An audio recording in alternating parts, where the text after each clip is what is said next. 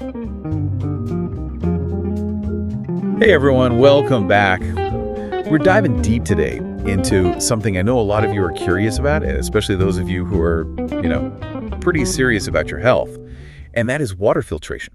Water filtration, yeah, absolutely a hot topic. Especially, right?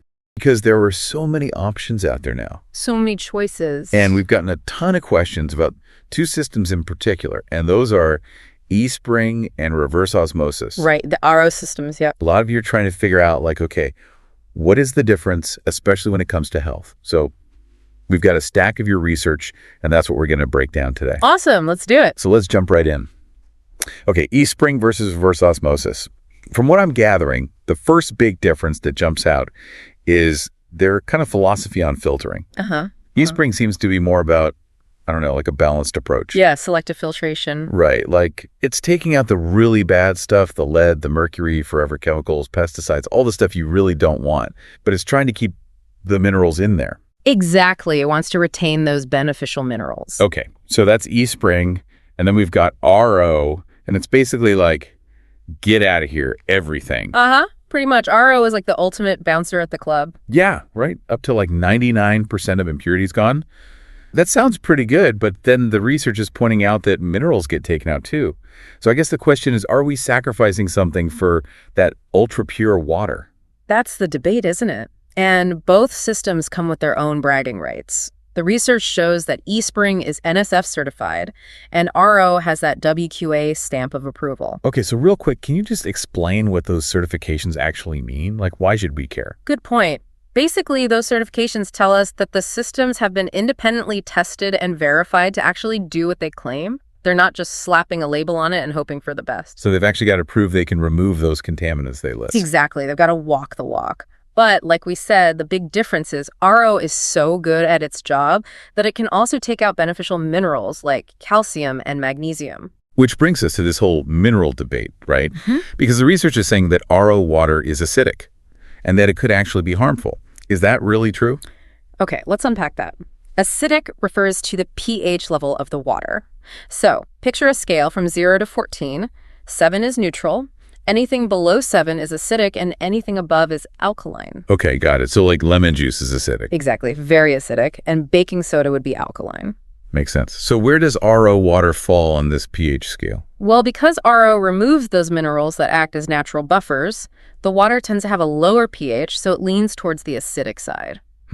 Okay, so does that mean it's bad for us? Not necessarily. It's not like you take one sip and suddenly your body is out of whack.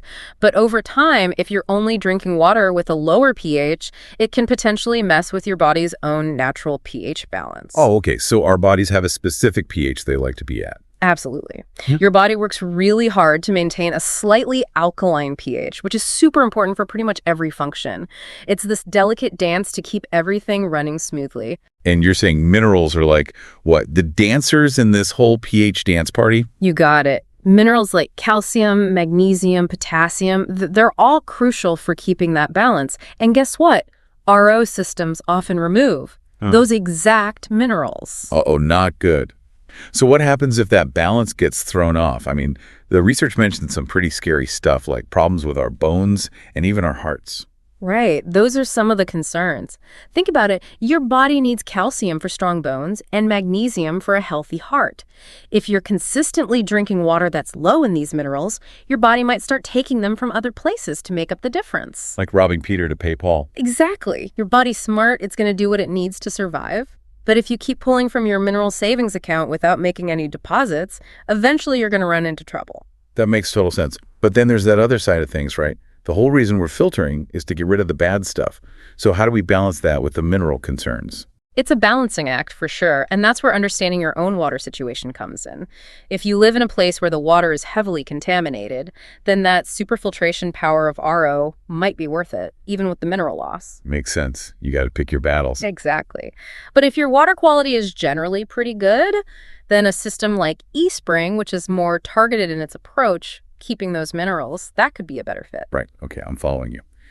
So the research also mentioned some case studies linking acidic water to health problems. What's the deal with that? Yeah, there have been some studies done in areas where the water supply is naturally acidic. And those studies did find a possible link between drinking that acidic water and a higher risk of certain health issues like heart problems and weaker bones. Oh, wow. Okay, but those were just studies, right? Right, exactly. And it's important to remember that these studies showed a correlation, not necessarily a direct cause and effect relationship. So acidic water might contribute to those problems, but we don't know for sure. Exactly. More research is always needed. But it does give us something to think about. Okay, so let's say someone's leaning towards eSpring. What are the big selling points besides the whole mineral thing? Well, the research you've got here talks about eSpring's advanced certification. What that means is eSpring isn't just removing the usual suspects, but it's also going after newer contaminants like microplastics and even pharmaceutical residues. Oh, wow. I didn't even think about pharmaceuticals getting into the water. Right. It's becoming more of a concern these days. Okay, so that's a big one for eSpring. Yep. And let's not forget about the environment. eSpring uses less water than RO systems, so it's definitely a more sustainable option. Oh, right. I forgot about that. So less waste overall. Exactly. Okay, so it sounds like there are a lot of things to weigh here. Definitely. So any final words of wisdom from our expert? Yes. Before you make any decisions, go do your homework. Look up your local water quality reports. They'll tell you exactly what's in your water so you can choose the system that's going to target those specific contaminants. That's such good advice. All right, thanks for joining us for this deep dive. It's amazing how much there is to consider when it comes to something we literally depend on for life. And to all our listeners, until next time, stay curious, stay hydrated, and keep those filters clean.